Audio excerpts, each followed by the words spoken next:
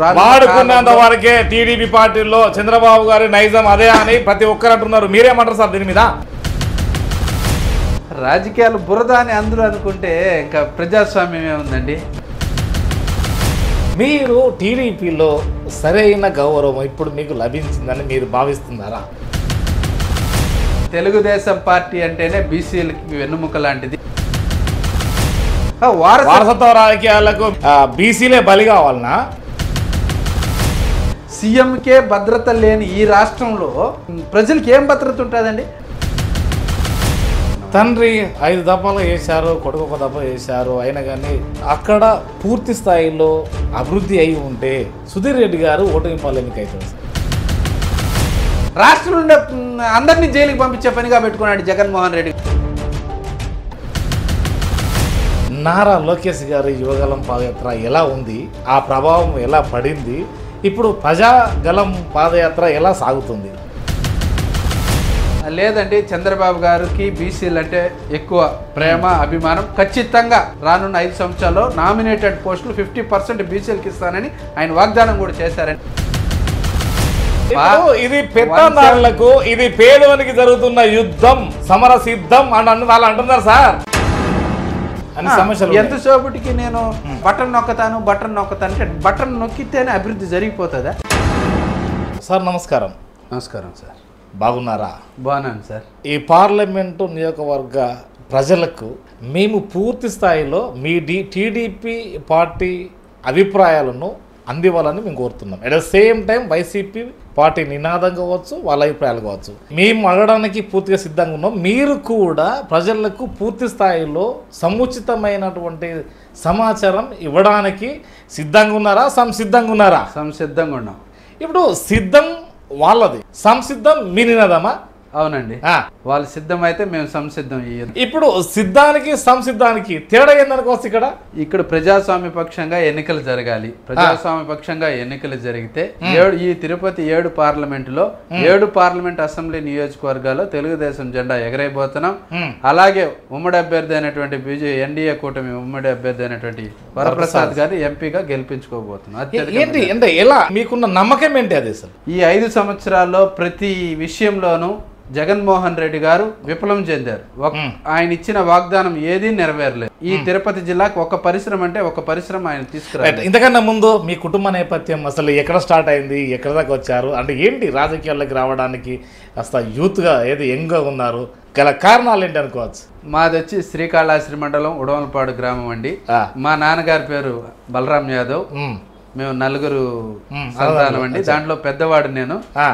మేము 4 అందరం well educated అండి. మా చెల్లెలు, మా తమ్ముళ్ళు, మా బావగారు కూడా సాఫ్ట్వేర్, మా చెల్లెలు గారు, మా మిస్సెస్ కూడా ఎండి ఆయుర్వేదిక్ డాక్టర్ అండి. కాబట్టి నేను ఒక 10 సంవత్సరాలు క్లినిక్ నడిపాను శ్రీకాళహస్తిలో.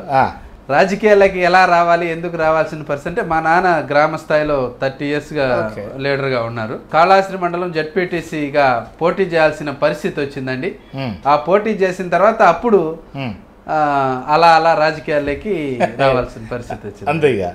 సో రాజకీయాల్లో ఇది ఒక బురద అంటున్నారు. ఈ బురదలోకి మీరు దిగవలసిన, అసలు ఈ బురదను క్లీన్ చేయాలన్నా, ఇది బురదనా నిజంగానే, లేదా ప్రజలకు సేవ చేసేటువంటి ఒక దారియా, ఏ విధంగా భావించాలి? రాజకీయాలు బురద అని అందరూ అనుకుంటే ఇంకా ప్రజాస్వామ్యం ఏముందండి? ఎవరో ఒకరు ఉండాలి కదా. ఇప్పుడు మన ప్రజాస్వామ్యంలో అన్ని, ఇప్పుడు 4 అంటారు, న్యాయ వ్యవస్థ, జర్నలిస్టము, ఇలా 4 విభాగాల్లో రాజకీయం కూడా ఒకటి. అందరూ బురద అని వెళ్ళిపోతే నెక్స్ట్ తరానికి ఈ యువతే కదా నెక్స్ట్ తరానికి రాజకీయాలు చేయాల్సింది. ఇది టీడీపీ అధిష్టాన నాయకుడు అనేక దఫాలుగా యువత ముందుకు రావాలన్నారు, కానీ యువతకు మాత్రం మీ టీడీపీలోనే కరువైపోయింది కదా, అసలు సీట్లు ఇవ్వడు కదా. లేదండి, ఈసారి 40% యువతకి స్థానాలు ఇచ్చారు చంద్రబాబు గారు.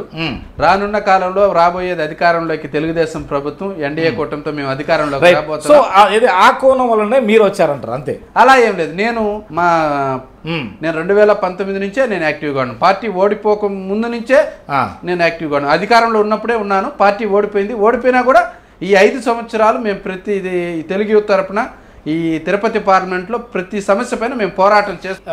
మీ అంటే ఎక్స్ ఎమ్మెల్యే గారికి మీకున్న ఆ బంధం, అనుబంధం ఇది ఏంటి అసలు అంటే బొజ్జల గోపాల్ అవును ఇది వెంకట వాళ్ళ తండ్రి కాదు సో తనకి వెంకట సుధీర్ రెడ్డి గారికి బొజ్జల సుధీర్ అన్న గారికి మాకున్న అనుభవం. బొజ్జల సుధీర్ రెడ్డి గారు బొజ్జల గోపాలకృష్ణారెడ్డి వారసుడు అండి. మా పెద్ద ఆయన 5 సార్లు ఎమ్మెల్యేగా ఎన్నికయ్యారు, మంత్రిగా చేశారు. ఆయన కొన్ని ఆరోగ్య కారణాల రీత్యా 2019లో పోటీ చేయలేదు. అప్పుడు ఆయన వారసుడిగా బొజ్జల సుధీర్ రెడ్డి గారు పోటీ చేశారు. పోటీ రోజు చేసిన రోజు ఎందుకంటే మా నాన్నగారు 30 years పెద్ద ఆయనకి బొజ్జల గోపాలకృష్ణారెడ్డి గారికి వెంటే ఉన్నారు. ఈయన సేవలన్నీ ఆయనకు అందించారు. నేను కూడా ఒకటే అనుకున్నాను, ఎందుకో మేము 4 అండి, నేను రాజకీయాల్లోకి వచ్చాను, నేను కూడా బొజ్జల వెంకట సుధీర్ రెడ్డి గారు వెంట ఇంకొక 30 సంవత్సరాలు నడిచి నా వంతు వారసత్వ రాజకీయాలకు బీసీలే బలి కావాలనా? వారసత్వ రాజకీయాలని ఏం కాదండి, కాళహస్తి నియోజకవర్గ పరిస్థితుల్లో అక్కడున్న పరిస్థితుల ప్రకారం ఆ కుటుంబం అయితేనే అక్కడ రాజకీయం చేయగలరు. మీలాంటి వాళ్ళు ఉండరు కదా, మీలాంటి వాళ్ళు అంటున్నా, మీరే అనట్లేదు ఇక్కడ నేను అనేది. మా లాంటి వాళ్ళు వచ్చే టైం ఉండదండి, ఖచ్చితంగా రాజకీయాల్లోకి వస్తారు. రాజకీయాలు ఏ అవకాశం ఇవ్వరు సార్, అప్పర్ క్యాస్ట్ వాళ్ళు మీకు అవకాశం ఇస్తారా సార్? అలా ఏం లేదండి, తెలుగుదేశం పార్టీ అంటేనే బీసీలకి వెన్నుముక లాంటిది. అదొకప్పుడు, ఇప్పుడు రామారావు గారు ఉన్నప్పుడు ముచ్చట ఇది లేదండి. చంద్రబాబు నాయుడు గారు కూడా ఇప్పుడు తిరుపతి తిరుమల దేవస్థానం అయితే పుట్టా సుధాకర్ యాదవ్ గారికి ఇచ్చారు, తుడా చైర్మన్ నరసింహ యాదవ్ గారికి ఇచ్చారు. అక్కడ మా జిల్లా పరిస్థితి అలాగా అనేక పదవులు ఇచ్చారండి. బీసీలకి ఖచ్చితంగా చంద్రబాబు గారు వాడుకున్నంత వరకే టీడీపీ పార్టీలో చంద్రబాబు గారి నైజం అదే అని ప్రతి ఒక్కరు అంటున్నారు. మీరేమంటారు సార్ దీని మీద? లేదండి, చంద్రబాబు గారికి బీసీలు అంటే ఎక్కువ ప్రేమ అభిమానం. ఖచ్చితంగా రానున్న 5 సంవత్సరాల్లో నామినేటెడ్ పోస్టులు 50% బీసీలకి ఇస్తానని ఆయన వాగ్దానం కూడా చేశారండి. నాలుగు తీసుకోవడానికి కూడా పనిచేస్తారు. ఎందుకు అది? అలా ఏం లేదండి, ఇప్పుడు తిరుమల తిరుపతి దేవస్థానం ఏదైనా కానివ్వండి, నాలుకేం కాదండి. మంచి అంటే ఈ జగన్మోహన్ రెడ్డి ఇచ్చే పదవులు, నామినేటెడ్ పదవులు 4 తీసుకోవడానికి పనికిరామేవో కానీ చంద్రబాబు గారు ఇస్తే మాత్రం అన్ని అధికారాలతో ఇచ్చి సముచిత స్థానం ఖచ్చితంగా బీసీలకు కల్పిస్తారని నేను కోరుకుంటున్నాను. రైట్, మీరు టీడీపీలో సరైన గౌరవం ఇప్పుడు మీకు లభించిందని మీరు భావిస్తున్నారా? 100% అండి. Actually Tirupati parliament Telugu Desam party అధ్యక్షుడు నరసింహ యాదవ్ గారండి, సేమ్ అదే కమ్యూనిటీకి చెందిన నాకు కూడా పార్టీ నా కేపబిలిటీ కూడా నా పనితనం కూడా చూసి మా ఇన్ఛార్జ్ అయినటువంటి బొజ్జల సుధీర్ రెడ్డి గారి నాకు సపోర్ట్ చేశారండి. అలాగే పెద్దలు నరసింహ యాదవ్ గారు, అలాగే రాష్ట్ర తెలుగుత ప్రధాన కార్యదర్శి రవినాయుడు గారు, వీళ్ళందరి సహకారంతో నేను అధ్యక్ష పదవి చేపట్టారు. అంటే వాళ్ళు మీకు ఆఫర్ చేశారు. కానీ ఇక్కడ ఇంకొక ప్రధాన అంశం ఏంటంటే, మీరు దేని కొరకైతే రాజకీయాలకు వచ్చారు, దేని కొరకైతే మీరు పోటీ చేశారు, జెడ్పీటీసీగా అసలు మీరు ప్రచారం చేయొద్దు, పోటీ మాత్రం చేయండి, నామినేషన్ మాత్రం వేయండి, ప్రచారం చేయొద్దు, మీరు విత్డ్రా కాకుండా పర్వాలేదు కానీ ప్రచారం చేయవద్దు అన్న ఈ నినాదం ఎందుకు వచ్చింది అసలు? ఇది అది తప్పండి. మనకు స్వతంత్రం వచ్చిన తర్వాత స్థానిక సంస్థల ఎన్నికలు అంటే సర్పంచ్ అయితేనేమి, ఎంపీటీసీ అయితే, జెడ్పీటీసీ అయితేనేమి, అంతకు ముందు చాలా ముఖ్యమంత్రులు ఈ రాష్ట్రాన్ని పరిపాలించారు. ఉమ్మడి ఆంధ్రప్రదేశ్ అయితేనేమి, విభజించిన ఆంధ్రప్రదేశ్.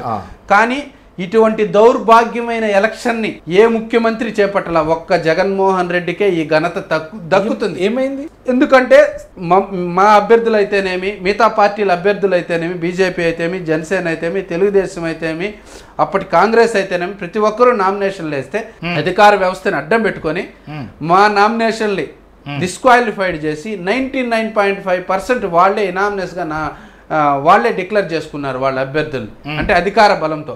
అంటే జగన్మోహన్ రెడ్డి గారు స్థానిక సంస్థల్ని ఖచ్చితంగా అగౌరవపరిచారు, హేళన చేశారు. ఒక గ్రామంలో ఒక సర్పంచ్ అంటే ఎంతో గౌరవం ఉండేది, ఆ సర్పంచ్ పదవికి విలువ లేకుండా చేసిన గనుడు ఈ జగన్మోహన్ రెడ్డి గారు. దానివల్ల స్థానిక సంస్థలు అనేటివి అపహాస్యం అయిపోయినాయి ఈ రాష్ట్రంలో, ముఖ్యంగా ఆంధ్రప్రదేశ్ లో. అసలు ఎక్కడన్నా ఉందండి? అప్పుడు రాజశేఖర్ రెడ్డి గారు సీఎంగా ఉన్నప్పుడు 2004లో ఉమ్మడి రాష్ట్రంలో ఒకే ఒక జెడ్పీటీసీ ఇనామినస్ అయింది, ఒక్క జెడ్పీటీసీ మాత్రమే ఇనామినస్ అయింది. కానీ ఇప్పుడు మొత్తం 99% ఇనామినస్ సెట్ అవుతుందండి. ఒక మండలం అంతా ఒక తాటిపైకి వస్తుందా? అంటే మీ అధిష్టాన నాయకుడే చాలా మంది ఇన్ఫర్మేషన్ మాత్రం ఇచ్చాడు. ఎందుకు అనవసరంగా మీరు డబ్బులు ఎందుకు వృధా చేసుకుంటారు? నేను అధికారం లేను కదా, నేను అధికారం ఉన్నప్పుడే మీకు అధికారం ఉంటే బాగుంటది. అది తప్పండి, అది చాలా తప్పు. ఇది నిజం కాదా? 100% అది నిజం కాదండి. జగన్మోహన్ రెడ్డి గారే దీని అధికారంలో ఉండారు కాబట్టి వాళ్ళు చేసుకున్నారు. అస్తవ్యస్తం చేసి నామినేట్ చేసుకున్నారు. సో వాళ్ళు హస్తగస్తం కూడా చేసుకున్నారు. వాళ్ళు కూడా హస్తగస్తం చేసుకొని ఇప్పుడు ఆ సర్పంచులు కూడా నిధులు లేక వాళ్ళని కూడా వాళ్ళ పార్టీలోకి నామినేషన్ అయిన సర్పంచులు కూడా వాళ్ళు కూడా సంతోషంగా లేరు. వాళ్ళు కూడా జగన్మోహన్ రెడ్డి గారిపై యాంటీగానే ఉన్నారు. ఎందుకు ఇటువంటి పదవి? సో మీకు అధ్యక్ష పదవి ఇచ్చిన తర్వాత ఏమేమి చేయగలిగారు? మీరు ఒక ఈ కాళహస్తికి మాత్రమే ఎందుకు పరిమితమయ్యారు? మీరు అసలు ఎంటైర్ ఈ 7 నియోజకవర్గాలకు అవసరమైతే ఈ ఉమ్మడి చిత్తూరు జిల్లాకు కూడా మీ పరిధి ఉంటుంది. ఎందుకు మరి మీరు ఒక కాడికే పరిమితం కావడం గల కారణం ఏంది ఇక్కడ? లేదండి, నేను 7 నియోజకవర్గాల్లో ఖచ్చితంగా మా ఇప్పుడు హెడ్ క్వార్టర్స్ తిరుపతి కాబట్టి ఎక్కువగా తిరుపతిలోనే సమస్యలపైన, అంటే ఇప్పుడు జగన్మోహన్ రెడ్డి గారు డిఎస్సి ప్రకటిస్తాను, మెగా డిఎస్సి ప్రకటిస్తానన్నాడు. ప్రతిపక్ష నేతగాను 2,30,000 ప్రభుత్వ ఉద్యోగాలు భర్తీ చేస్తానన్నాడు. అది చేయలేదు. యువతని రాష్ట్రంలో గంజాయి ఎక్కువ వాడకం ఈ రాష్ట్రంలోనే ఉంది. ఇప్పుడు సెంట్రల్ ఫోర్స్ వాళ్ళు పట్టుకున్న డ్రగ్స్ లో బార్డర్ లో అత్యధికంగా మన రాష్ట్రం నుంచి బయటపోతుందని కేంద్ర ప్రభుత్వం వెల్లడించింది. ఇలా యువతకి ఉపాధి ఉద్యోగ అవకాశాలు లేక యువత గంజాయి మార్గం పడుతున్నారు. వీటిపైన ప్రతి సమస్య పైన మేము పోరాడామండి. అవసరమైతే ప్రతి నియోజకవర్గంలోకి వెళ్ళి కూడా ఆ హెడ్ క్వార్టర్స్ లో కూడా ఇటు సత్యవేడ్ అయితేనేమి, కాళహస్తి అయితేనేమి, సూలూరుపేట అయితేనేమి, గూడూరు అయితేనేమి, సర్వేపల్లి అయితే ప్రతి నియోజకవర్గంలో అవసరం మేరకు ఎక్కువగా హెడ్ క్వార్టర్స్ లో చేసాం. అవసరం మేరకు ప్రతి నియోజకవర్గంలో కూడా మా పోరాటం చేసాం. మా కమిటీ కూడా అక్కడ యాక్టివ్ గా ఉందండి. ఇప్పుడు తక్షణ కర్తవ్యం ఏంటి అసలు? మీ ముందున్నటువంటి మీ పార్టీని ఎలా గెలిపించు, ఎక్కడెక్కడ మీ పరిధి ఉంది అనుకోవచ్చు? ఇప్పుడు మేము NDA, BJP, Janasena, Telugu Desam alliance జరిగిందండి. ఖచ్చితంగా ఇప్పుడు కాళహస్తి నియోజకవర్గం అనుకోండి, 1.5-2 years గా ఇంటింటి బొజ్జల కార్యక్రమంతో బొజ్జల సుధీర్ రెడ్డి గారు, రుషితమ్మ గారు, అంటే బొజ్జల సుధీర్ రెడ్డి గారి భార్య రుషితక్క గారు ప్రతి ఇంటింటికి వెళ్ళి ప్రచారం చేస్తున్నాం. దాంతోపాటు మా క్యాడర్ కూడా, యువత అయితేనేమి, పార్టీ క్యాడర్ అయితేనేమి అందరూ ఇన్వాల్వ్ అయ్యి మేము ప్రతి గడప తట్టి ఓట్లు అభ్యర్థించి, అంతకుముందు 30 సంవత్సరాలు బొజ్జల గోపాలకృష్ణారెడ్డి గారు ఈ నియోజకవర్గానికి చేసిన సేవలు చెప్తూ మేము ఒకసారి జగన్మోహన్ రెడ్డి హవాలో మధుసూదన్ రెడ్డి గారు గెలిచారు, ఈసారి ఆలోచించండి తేడా ఏందో, 30 సంవత్సరాల అభివృద్ధి చూడండి, 5 సంవత్సరాలు అన్యాయం చూడండి అని చెప్పి బొజ్జల సుధీర్ రెడ్డి గారికి గెలుపుకి మా పార్టీ క్యాడర్ అంతా ఖచ్చితంగా కృషి చేస్తున్నాం. అలాగే ప్రతి నియోజకవర్గంలో మా అందరికి మా కమిటీలు, అక్కడ స్థానికంగా ఉండే కమిటీలన్నీ పార్టీకి ఇన్వాల్వ్ అయ్యి మా అభ్యర్థుల యొక్క కృషి గెలుపుకి ఖచ్చితంగా మేము కృషి చేస్తున్నాం. తండ్రి 5 దఫాలు చేశారు, కొడుకు 1 దఫా చేశారు, అయినా కానీ అక్కడ పూర్తి స్థాయిలో అభివృద్ధి అయి ఉంటే సుధీర్ రెడ్డి గారు ఓటమి పాలు ఎందుకు అవుతాడు అసలు? ఒకటండి, అది జగన్మోహన్ రెడ్డి గారు ఒక ఛాన్సు అని అడిగాడండి. అది జగన్మోహన్ రెడ్డి యొక్క వేవ్ తప్ప, అంతేగాని అది మా స్థానిక ఎమ్మెల్యే మధుసూదన్ రెడ్డి గారి వల్ల ఏది ఒక్క మీ సుధీర్ రెడ్డి కాదు. అసలు 2019లో 23కు మాత్రమే టీడీపీ గెలుచుకోగలిగింది, పరిమితమైంది. అంటే ఎంత దూరంలో ఉన్నారు మీరు అసలు? మరి అదేనండి, అప్పుడు ఒక ఛాన్స్ అని చెప్పి పాదయాత్ర చేసి ముద్దులు పెట్టి తండ్రి లేడని జనం ఒకసారి ఛాన్స్ ఇస్తే మంచి చేస్తాడని ఇచ్చారండి. ఇచ్చిన దానికి చెల్లిని ధరిమేశారు, తల్లిని ధరిమేశారు. వాళ్ళ చెల్లెలు పాపం రోడ్డు పైన పడి వాళ్ళ వివేకానంద రెడ్డి గారి హత్యకు గురై వాళ్ళే చంపేశారని వాళ్ళే ఆరోపిస్తున్నారు. దానిపైన సిబిఐ ఎంక్వైరీ లేదు, వాళ్ళకే తగిన న్యాయం జరగలేదు. ఇంక ఈ రాష్ట్రానికి ఏం న్యాయం చేస్తారు? జగన్మోహన్ రెడ్డి గారి 2 చెల్లెళ్ళు టీడీపీ వైపు ఉన్నారు కదా, ఇక్కడ చంద్రబాబు గారు ఏం చెప్తే వాళ్ళు అది చేస్తున్నారు కదా. ఇక్కడ అది తప్పండి. చంద్రబాబు గారికి, షర్మిలా గారికి వాళ్ళ పార్టీ వేరు, మాది వేరు. మాది ఎన్డీఏ కూటమి అండి. బీజేపీ, జనసేన, తెలుగుదేశం అలయన్స్తో మేము ముందుకు పోతున్నాం. వాళ్ళు కాంగ్రెస్ యాంటీ ఎన్డీఏ అండి. అసలు దానికి ఎటువంటి ఇక్కడ విషయం ఏంటంటే, ఎందుకు దాదాపు 40 years ఇండస్ట్రీ అన్నటువంటి చంద్రబాబు గారు 3 దఫాలు అధికారంలోకి వచ్చినటువంటి టీడీపీ ప్రభుత్వము ఏది పార్టీ కూడా ఎప్పుడు కానీ ఒంటరిగా పోటీ చేయవలసిన అవసరం ఎప్పుడో ఉండే, ఎందుకు చేయలేకపోతుంది అనుకోవచ్చు ఇక్కడ? అదేం లేదండి, ఇప్పుడు అతన్ని ఎదుర్కోవాలి అని అంటే మనం ఉమ్మడిగా కలిసి వెళ్ళి ప్రభుత్వ వ్యతిరేక ఓటు చీలకుండా ఫస్ట్ రాష్ట్రాన్ని కాపాడుకోవాలనేదే చంద్రబాబు గారి లక్ష్యం. అమరావతిని కూల్చేశారండి. ఈ రాష్ట్రానికి ఇప్పుడు మేము విడిపోయాక తెలంగాణలోకి హైదరాబాద్ ఉంది రాజధాని. మాకేదండి రాజధాని? మాకు రాజధాని మీకు అవకాశం ఇచ్చారు కదా ముందుగా. అవును, మాకు అవకాశం విడిపోయిన తర్వాత ప్రభుత్వం అని మీకే చెప్పారు, మీరే కట్టుకోలేకపోయారు, తాత్కాలిక రాజధాని అని చెప్పారు. అంటే ఒక రాజధాని ఒక 5 years లో కట్టేయగలుగుతారండి? దానికంటూ కొద్దిగా టైం కావాలి కదా. కడతా ఉన్నారు, పొలాలు సేకరించారు, అమరావతిలో రైతుల దగ్గర నుంచి సేకరించారు. ఈ లోపల ఇతను ఒక ఛాన్స్ అనే లోపల అతను ఛాన్స్ ఇచ్చి ప్రజలకు అర్థమైందంటే ప్రజల నోట్లో మట్టి కొట్టారు. ముందు మంగళగిరి అన్నారు, తర్వాత ఇంకొకటి అన్నారు, తర్వాత ఇక్కడికి వచ్చారు. అసలు ఏంటి ఏది ఎక్కడైతే రాజధాని ఉన్నదో ఆ రాజధాని చుట్టూ అంతా కమ్మ వాళ్ళే ఉన్నారు, వ్యాపారం ట్రేడింగ్ జరిగింది, వాళ్ళకు మాత్రమే మేలు జరిగింది. అందువల్లనే ఇప్పుడు 3 రాజధానులు తీసుకొచ్చారు గౌరవ ప్రస్తుత ముఖ్యమంత్రి. అంటే మీరేమంటారు? అది అవాస్తవం అండి. ఇతను రాజధాని కట్టలేక, ఇతను పరిపాలించేది చేతగాక, ఇతను అలా 3 రాజధానులు వికేంద్రీకరణని, ఇతను పరిపాలన చేత కాదు, ముఖ్యంగా ఇతను రాష్ట్రాన్ని పరిపాలించడానికి సమర్థమైనవంతమైన నాయకుడు కాదు. ఇతనికి పరిపాలించడం చేతగాక 3 రాజధానులు అట్టని ఇట్టని 5 సంవత్సరాల కాలం గడిపేశాడు. అంతే తప్ప ఇతనికి చిత్తశుద్ధిగా రాజధాని అభివృద్ధి చేయాలని అయితే లేదండి. ఖచ్చితంగా రాబోయేది నెక్స్ట్ తెలుగుదేశం ఎన్డీఏ కూటమితో తెలుగుదేశం ప్రభుత్వం అధికారంలోకి రాబోతుంది. ఇక్కడ ఇంకో ప్రధానమైన అంశం ఏంటంటే 10 సంవత్సరాలు ఉమ్మడి ఉడంబాడిక ఉంది, హైదరాబాద్లో వాడుకోవచ్చు. ఇక్కడ టెంపరవరీగా కేవలం ఓటుకు నోటు కేసులు ఇరుకపోవడం వల్లనే బస్సులో రాత్రికి రాత్రి పరారై వచ్చినటువంటి చంద్రబాబు అంటే మీరేమంటారు సార్? అది అవాస్తవం అండి. 10 సంవత్సరాలు మాకు అక్కడ అవైలబిలిటీ ఉంది, అది వాస్తవం, దాని కాదు. కానీ మేము 10 సంవత్సరాలు అక్కడే ఉంటే ఇక్కడ ఎట్లా డెవలప్ అవుతుంది? కాబట్టి మేము ఆ ఉద్దేశంతో ఇక్కడొచ్చి చెట్ల కింద నుంచి పరిపాలించి చంద్రబాబు గారు అక్కడి నుంచి తాత్కాలిక రాజధాని కట్టి అటు తర్వాత స్లోగా రాజధాని మొదలు పెట్టారు. ఈ లోపల గవర్నమెంట్ చేంజ్ అయింది, ఎక్కడ బిల్డింగ్లు అక్కడ ఆగిపోయాయి. అది అదే వాళ్ళే అన్నారు కదా వైసీపీ, అది శ్మశానం మాదిరిగా తయారు చేసి పెట్టారు. కాబట్టి రాబోయే తెలుగుదేశం ఖచ్చితంగా అమరావతిలో రాజధాని ఉంటుంది. నారా లోకేష్ గారి యువగలం పాదయాత్ర ఎలా ఉంది, ఆ ప్రభావం ఎలా పడింది, ఇప్పుడు ప్రజాగలం పాదయాత్ర ఎలా సాగుతుంది? మా యువ నాయకుడు నారా లోకేష్ గారు పాదయాత్ర చేపట్టక ముందు ఈ వైసీపీ నాయకులు అనేక మాటలు మాట్లాడేవారు. అది ఇది అతను పనికిరాడు, అది ఇది. అతను యువగలం పాదయాత్రతో రెడ్ బుక్ పెట్టుకున్నాడు, అతని క్యాపబిలిటీ నిరూపించుకున్నాడు. 3300 కిలోమీటర్ల పైచిలకు నడిచి ప్రజా సమస్యలు తెలుసుకొని తెలుసుకున్నాడు.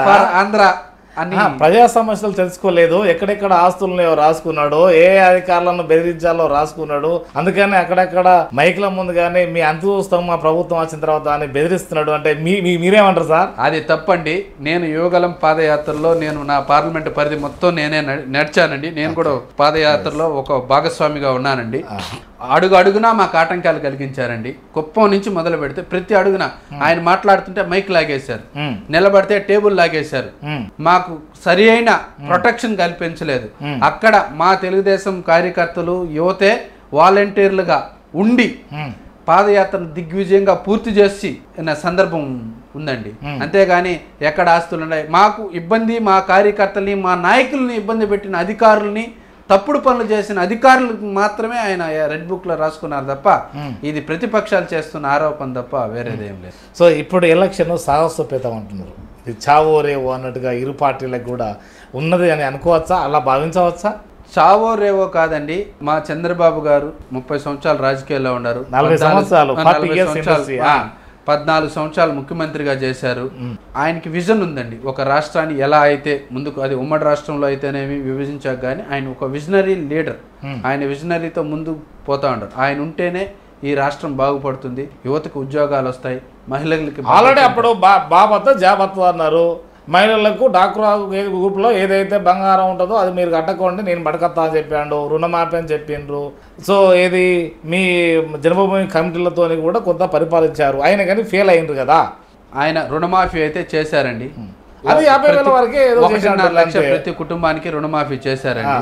అలాగే ఆయన ఉన్నప్పుడు వచ్చిన పరిశ్రమలే ఇప్పుడు మన తిరుపతి పార్లమెంట్ ఎత్తుకోండి, తిరుపతి జిల్లాలో TCL అయితేనేమి, ఫాక్స్కాన్ అయితేనేమి, డిక్సన్ అయితేనేమి, మన రాక్మెన్ అయితేనేమి, అనేక కంపెనీలు ఆయన ప్రభుత్వ హయాం, తెలుగుదేశం ప్రభుత్వ హయాంలోనే ఈ జిల్లాకు వచ్చాయండి. జగన్మోహన్ రెడ్డి ముఖ్యమంత్రి అయ్యాక ఈ జిల్లాకి ఒక్క పరిశ్రమ అంటే ఒక్క పరిశ్రమ రాలేదండి. ఆ పరిశ్రమలు అప్పుడు వచ్చాయి కాబట్టే యువతంతా ఉద్యోగాలు చేసుకుంటున్నారండి. ఇంకా చంద్రబాబు గారు అధికారంలోకి వస్తే ఇంకా అనేక పరిశ్రమలు తెచ్చి అనేక మంది యువతకి ఉద్యోగ అవకాశాలు కల్పిస్తారు. 2014లో తమరు ఏది టీడీపీ మేనిఫెస్టో పూర్తిగా ఇంప్లిమెంట్ చేయలేకపోయారు, 2019లో వైసీపీ మేనిఫెస్టో పూర్తిగా ఇంప్లిమెంట్ చేశారంటే మీరేమంటారు సార్? పోలవరం ఏమైందండి, స్పెషల్ స్టేటస్ ఏమైందండి? ఈయన ప్రతి కాలేజ్ తిరిగాడు కదా, ప్రతి విద్యార్థిని యువతని కలిశాడు కదా, నాకు 25 ఎంపీ స్థానాలు ఇవ్వండి, నేను ప్రత్యేక హోదా తెస్తానన్నాడు కదా. మరి ప్రత్యేక హోదా ఏమైంది? పోలవరం ఎందుకు ఆగిపోయింది చెప్పండి. అంతకన్నా ముందు మీరు కూడా ఉన్నారు కదా, మరి 80% పోలవరం పూర్తి చేశామండి, ఆ 20% ఈయన పోలవరం పూర్తి చేయలేకపోతున్నాడు. ఇది పరిస్థితి రాష్ట్రం. సో దాన్ని ఇప్పుడు పూర్తి చేస్తారు ఇక ఖచ్చితంగా అండి. చంద్రబాబు నాయుడు అధికారంలోకి రావడం ఖచ్చితంగా అది పూర్తి అవుతుంది. ఇప్పుడు వైసీపీ నవరత్నాలు వాళ్ళ 2 పేజీల మేనిఫెస్టో పూర్తి స్థాయిలో మేము అమలు చేశాము. గతంలో టీడీపీ పెట్టినటువంటి మేనిఫెస్టో 52 పేజీలు, అది అసలే అమలు కాలేదు అంటే మీరేమంటారు సార్? అది తప్పు. సో ఇది మీ మేనిఫెస్టో సార్ 2014, ఓకేనా? 2014 మేనిఫెస్టో. స్వర్ణ ఆంధ్రప్రదేశ్ రకరకాల అంటే ఒకటే కాదు, మహిళా సాధికారత, యువత, ఉద్యోగం, ఉపాధి, విద్య, వైద్యం, పారిశ్రామిక రంగము, మౌలిక సదుపాయాలు, అభివృద్ధి, పరిశ్రమలు వచ్చాయి రాష్ట్రానికి. మీ ఆపోజిట్ పార్టీ ఇప్పుడు ఉన్నటువంటి వైసీపీ 2 పేజీలు అది. At the same time BJP కూడా అప్పట్లో చాలా ఏది అవకాశాలు అంటే చాలా కూడా చెప్పిందండి. మోడీ వస్తే ఏది ఏమవుతుంది ఏం కథ అంటే దాదాపు ఇది 2014లో కూడా మేము స్పెషల్ స్టేటస్ ఇస్తాము అని కూడా వాళ్ళు కూడా ఒక హామీ ఇచ్చారు. వాళ్ళు ఇచ్చారు. ఇప్పుడు ఒకటండి, అప్పటి మేనిఫెస్టో వల్ల అధికారంలోకి వస్తున్నారు కానీ మేనిఫెస్టో ఇంప్లిమెంట్ చేయడం లేదు, అది ఏ పార్టీ అయినా కానీ. So at the same time manifesto చేయకపోవడం వల్లనే 2019లో 23కి కేటాయించబడింది, 23కే పరిమితమైంది. మా మేనిఫెస్టో 99% మేము పూర్తి చేసామంటున్నాం, మీరేమంటారు? అది పూర్తిగా అవాస్తవం అండి. ఆయన ఇచ్చిన హామీలు ఏవి నెరవేర్చలేదు, దాంట్లో ఏమి డౌట్ లేదు. ఆయన ఖచ్చితంగా ఈ 2024లో మాకు తెలిసి ఒక 10-12 సీట్లకే పరిమితం కాబోతాడు. అయ్యో వాళ్ళేమో వైనాడు 175 అంటారు సార్, ఆయన 175 గెలిచేది లేదు. ఎందుకు? అది కేవలం వాళ్ళు ఒక అటెన్షన్ క్రియేట్. ఇది పెత్తందారులకు, ఇది పేదవానికి జరుగుతున్న యుద్ధం, సమర సిద్ధం అని వాళ్ళు అంటున్నారు సార్. ఆయన ఊరికే మీడియా స్టంట్లు తప్ప ఆయన అదంతా ఏం లేదండి. మీకు మీడియా ఉంది కదా, మీ మీడియా తక్కువ ఏం కాదు కదా, మీకు 3-4 ఉన్నాయి ఇంకా. అయ్యో ఆయనకి మొన్న ఊరికి అట్లా గీక్కుని దానికి బొక్క పడిపోయింది, అది పడిపోయింది, ఇది పడిపోయింది అని నాన్న ఏగెత్తం చేశారు. అసలు సీఎంకి ఎంత సెక్యూరిటీ ఉంటుందండి? సీఎంకి ఏందండి తగిలేది?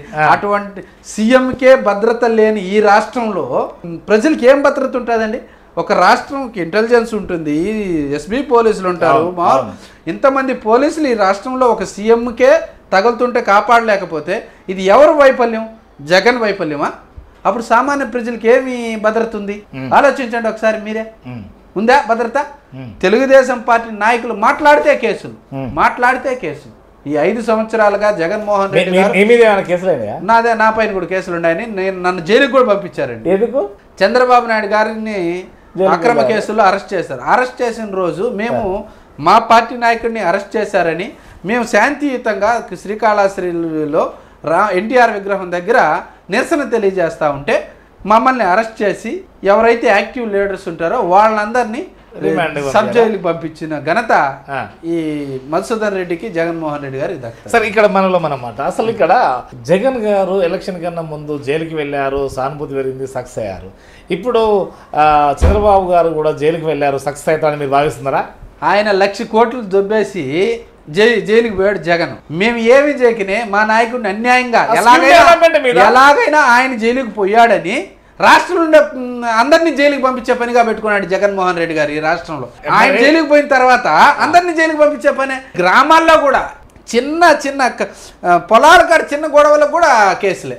ఎక్కడా లేదండి ఈ మన భారతదేశంలో ఏ రాష్ట్రంలో లేదు, ఒక ఆంధ్రప్రదేశ్లో మాత్రమే. ఇది మాత్రం సరే వాస్తవమా అవాస్తవమా అదంతా పైలు తెలియజేస్తారు. కానీ చంద్రబాబు గారు ఎక్స్ సీఎం గారు జైలుకు పోక ముందుకు ఎప్పటికీ నువ్వు చిప్పకూడదు తిన్నావు నువ్వు అని అనడం వల్ల సో ఈయనను కూడా పంపించాలని భావించవచ్చా? మరి ఇప్పుడు పేద తర్వాత మాత్రం నువ్వు చిప్పకూడదు తిన్నావు అన్న ముచ్చట మాత్రం అనట్లేదు. అది కాదు, అదే ఇతను ఎలాగైనా కక్షి కట్టుకొని మన అధికారం చేతిలో ఉంది కాబట్టి ఎలాగైనా పంపించాలి అంతేనా. ఇప్పుడు అధికారం చేతిలో ఉంటే దెబ్బల కరువా అన్నట్టు అయిందండి ఈ రాష్ట్రం. మరి వాళ్ళు అయితే 175 సార్, మీరు ఎన్నో అనుకుంటున్నారు? మేము 130 నుంచి 140 సీట్లు అధికారంలోకి ఖచ్చితంగా. ఏ నమ్మకం మీకు ఉంది?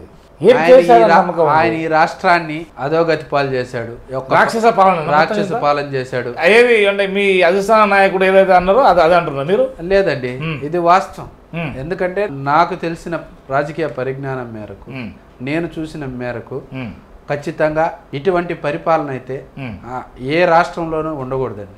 ఈ రాష్ట్రంలో మాట్లాడితే కేసులండి, మాట్లాడితే అధికారులను అడ్డం పెట్టుకొని ప్రతి దానికి కేసులు, ఇలా ఒక్క కేసులేనా? అంతేనా? ఏ అభివృద్ధి లేదు, ఓన్లీ కేసులు. ప్రతిపక్ష నాయకులు మాట్లాడితే కేసులు, అభివృద్ధి లేదా. ఒక చెరువు చేశారండి, అసలు ఇరిగేషన్ డిపార్ట్మెంట్ అనేది ఈ రాష్ట్రంలో ఉందా? ఇప్పుడు చెరువులు బాగుంటే రైతులు బాగుంటారు. మరి నువ్వు కనీసం ఒక్క చెరువుకైనా తట్టడి మట్టి నువ్వు వేసావా? ఒక్కసారి ఆలోచించు. ఒక్క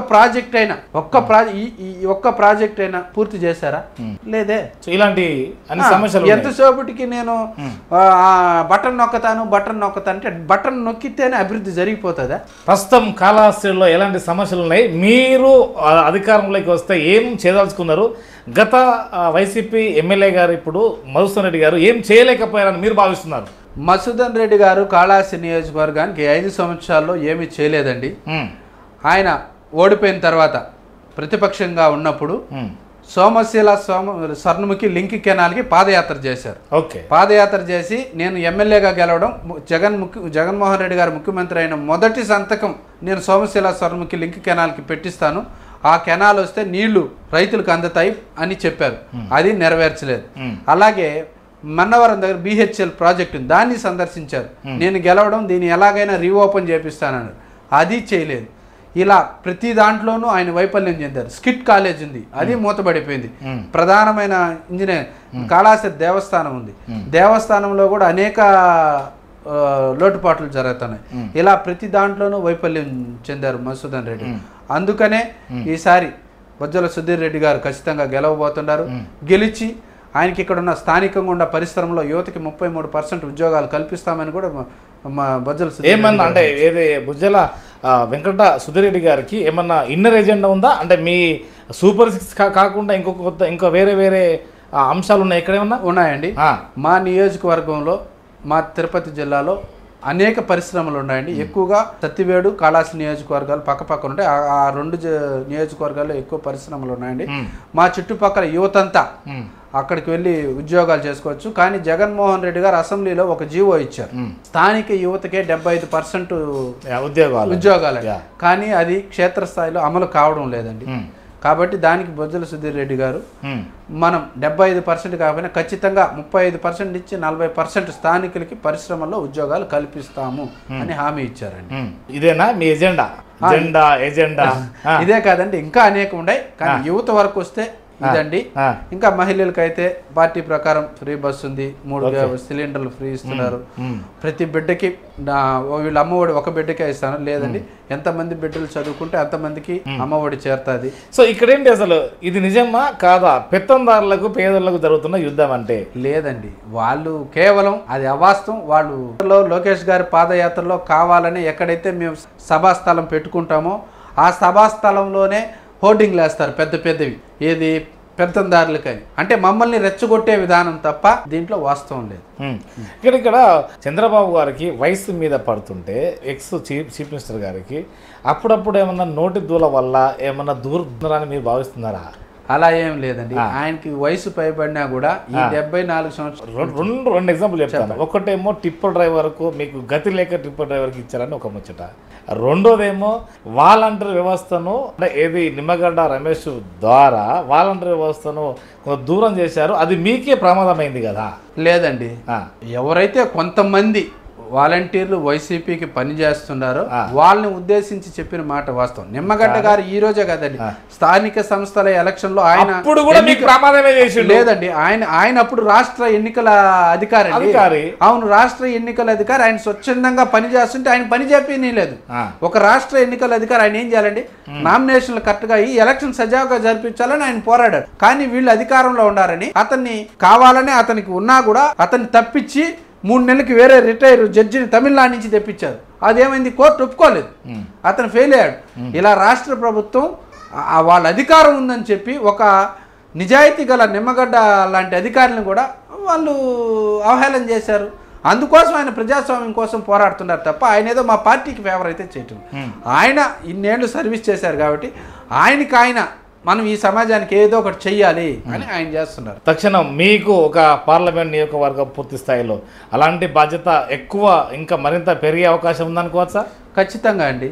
ఈ 25 రోజులు ప్రతి నియోజకవర్గంలో మా యువత మేమంతా తిరిగి మా అభ్యర్థులు గెలుపు ఖచ్చితంగా మేము. అక్షంతల కృష్ణ యాదవ్ గారికి ఎలాంటి స్థానం ఉండబోతుంది, రాజకీయ భవిష్యత్తు ఎలా ఉండబోతుంది అంటే ఏం చెప్తారు సార్? అది మా ఇన్ఛార్జ్ బొజ్జల సుధీర్ రెడ్డి గారు, మా అధిష్టానం, మా యువ నాయకుడు లోకేష్ గారు నిర్ణయిస్తారండి. నా వంతు నేను ఈ 5 సంవత్సరాలుగా తెలుగుదేశం పార్టీ కోసం పోరాడుతున్నాను, పోరాటం చేస్తూనే ఉంటాను. గెలిపించుకునేదే మా లక్ష్యం. యువతకు, ఓటర్స్కు మీరేం చెప్పబోతున్నారు? ఎందుకంటే ఈ రోజులల్లో అందరినీ ఆపాదించలేను, కానీ ఓటుకు డబ్బులు ఇస్తేనే ఓటేస్తారా అని ఇచ్చే వాళ్ళు ఉన్నారు, తీసుకునే వాళ్ళు ఉన్నారు, అలా అని అందరు లేరు, రకరకాలు ఉన్నారు. సో వారికి మీరు ఏం సూచన చేయబోతున్నారు? నేను ఒకటేనండి, ఈ రాష్ట్రంలో యువతకి, ఓటర్లకి ఒకటే తెలియజేసుకున్నాను. ఈ రాష్ట్రంలో ప్రతి నియోజకవర్గంలో కొత్త ఓటర్లు కూడా 15 నుంచి 20 వేల మంది న్యూ ఓటర్స్ కూడా ఉన్నారండి. వాళ్ళకంతా నేను ఒకటే విజ్ఞప్తి చేస్తున్నాను, 2 చేతులు జోడించి ఒక్కసారి ఆలోచించండి. ముందున్న ఈ 5 ఏళ్లలో జగన్మోహన్ రెడ్డి ప్రభుత్వానికి అలాగే అంతకుముందు చంద్రబాబు నాయుడు గారి పరిపాలనకి ఒకసారి మీరు తేడా చూడండి. ఈ 5 ఏళ్లలో ఒక యువకుడికి, ఒక యువతకైనా కూడా ఏమన్నా లోకల్గా పరిశ్రమల్లో కానీ ఏమైనా ఉద్యోగ అవకాశాలు వచ్చాయా? మన రాష్ట్రం నుంచి పక్కన బెంగళూరు కానీ చెన్నైకి కానీ వలస వెళ్తున్నారండి ఇక్కడ ఉండే యువత ఉద్యోగాలకి. ఈ రాష్ట్రంలో అన్ని వనరులు ఎక్కువ సి ఏరియా మా రాష్ట్రంలోనే, అన్ని వనరులు మాకుండాయి. అయినా కూడా మా యువత పక్క రాష్ట్రాలకు వెళ్తాం, చెన్నై అయితే, బెంగళూరు అయితే. కాబట్టి మన రాష్ట్రంలోనే ఉందాం, మన ఆదాయం ఏదో మన రాష్ట్రానికి ఇద్దాం, మన రాష్ట్రాన్ని అభివృద్ధి చేసుకుందాం. కావున ఈసారి తెలుగుదేశం పార్టీకి, ఎన్డీఏ కూటమికి యువతంతా ఉండి ఓట్లేసి గెలిపించి చంద్రబాబు నాయుడు గారిని ముఖ్యమంత్రిని చేసుకొని ఈ రాష్ట్రాన్ని బాగుపరుచుకుందామని యువతని మరొకసారి వేడుకుంటా ఉన్నాను. సో మీరే చూశారు కదా, అక్షంతల కృష్ణ యాదవ్ గారు పూర్తి స్థాయిలో మ్యాక్సిమం అంటే మీకు తన ద్వారా అయితే మీకు అందించాను. సో కామెంట్ రూపంలో మీరు కూడా తెలియవలసిన బాధ్యత కూడా మీదే. ద సేమ్ టైం నేను కూడా మీ ముందుకు ఒక ప్రస్తావన తీసుకొస్తాను. ఇందాక మనం చెప్పింది ఎలక్షన్ అంటేనే ఇదేదో పండుగ వాతావరణం, రకరకాల అంటారు. కాదు, ఎలక్షన్ అంటే పండుగ వాతావరణమే కావచ్చు, కానీ వారి పిల్లల భవిష్యత్తు నిర్మాణం కొరకు చేసుకునే ఓట్లు ఇవి. ఇది దేశవ్యాప్తంగా ఇదే అంశము. ఈ దేశంలో ఇప్పటి వరకు 17 దఫాలుగా ఎలక్షన్ జరిగినాయి. ఇది 18వ దఫా ఎలక్షన్ జరగబోతుంది. అందులో మీ తాతల పాత్ర ఉంది, మీ తండ్రుల పాత్ర ఉంది, మీ పాత్ర మీ పిల్లల కొరకు ఉంది, వేశారు, వేయబోతున్నారు. నిర్ణయం తీసుకునే సమయము. నమస్కారం సార్. నమస్కారం.